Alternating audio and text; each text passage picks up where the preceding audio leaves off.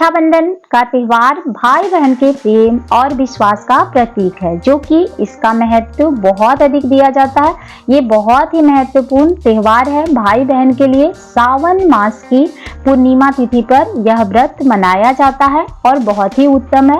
भाई अपने बहनों के घर जाकर राखी बंधवाते हैं और बहन अपने भाई की लंबी आयु और खुशहाली की कामना करती है।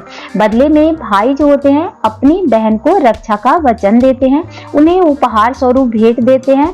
तो इस तरह से राखी बंधन का जो त्योहार होता है हिंदू धर्म में बहुत ही महत्वपूर्ण हो जाता है।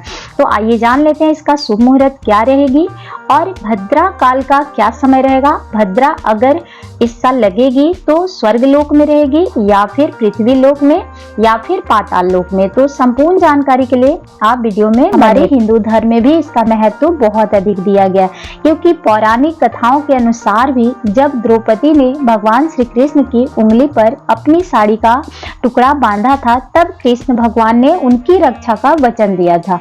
तो रक्षाबंधन न केवल रक्त संबंधी रिश्तों तक ही सीमित है, बल्कि इसको एक एकता और इसका महत्व बहुत अधिक दिया जाता है। तो रक्षाबंधन का त्योहार जो होता है एक भाई बहन के प्रेम को दर्शाता है। 2025 में रक्षाबंधन का जो त्योहार है वो 9 अगस्त दिन शनिवार को मनाया जाएगा।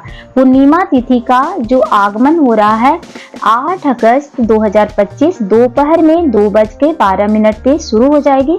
9 अगस्त को दोपहर में 1:24 पर ये समाप्त हो जाएगी। ऐसे में रक्षाबंधन का जो त्योहार रहेगा वो आपको 9 अगस्त को ही मनानी है, क्योंकि रक्षाबंधन का त्योहार 9 अगस्त के 5:47 से शुरू होकर दोपहर 1:24 तक रहेगी। इसी के भीतर आप अपने भाई को राखी बांध सकते हैं और इसमें कोई भी परेशानी भी नहीं है और भद्राकाल इस समय तक नहीं रहेगी। देखिए भद्राकाल का जो प्रभाव है ऐसे भी माना जा रहा है कि 8 अगस्त जो है 2:12 पे ही भद्रा शुरू हो रही है और रात्रि में ही समाप्त हो जाएगी। तो ऐसे में सूर्योदय के पहले ही समाप्त हो जा रही है भद्राकाल, तो इसमें कोई भी चिंता करने की आवश्यकता ही नहीं है। राखी बांधने में कोई भी दिक्कत नहीं आ रही है।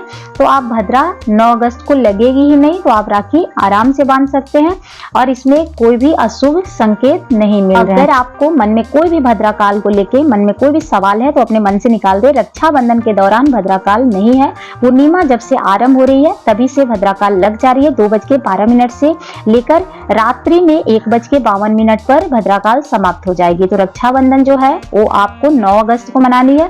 5:47 से शुभ योग बन रहे हैं। उस समय से लेकर आप 1:24 के भीतर राखी बांध ले, तो आपके मन में जो भी सवाल है वो पूरी तरह से समाप्त हो गए होंगे।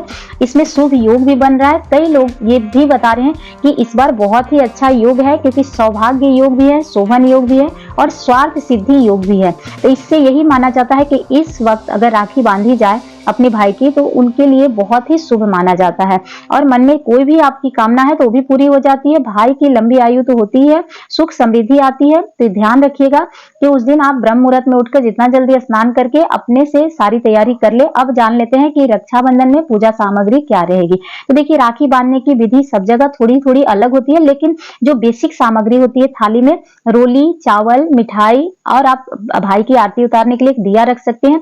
एक सर पे रखने के लिए रुमाल या छोटी सी कोई भी आप तौलिया रख सकते हैं। मस्तक पे तिलक लगाकर बहन जो होती है भाई की आरती उतारती है और मीठा कोई भी मीठा आप रख ले वो खिलाती हैं। उसके बाद भाई को कलाई में राखी बांधती है। तो आपके घर में जैसे भी होता होगा इसी विधि से राखी बांधी जाती है।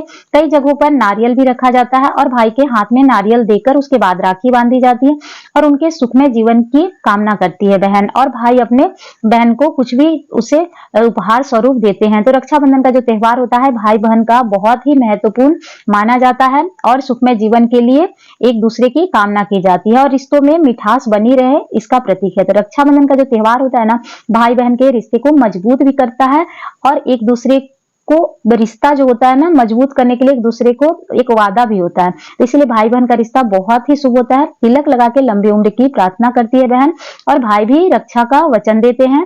यही मान्यता है। अगर जानकारी अच्छी लगी हो तो लाइक कर लीजिएगा। आप सभी के जीवन में ढेर सारी खुशियां बरकरार है।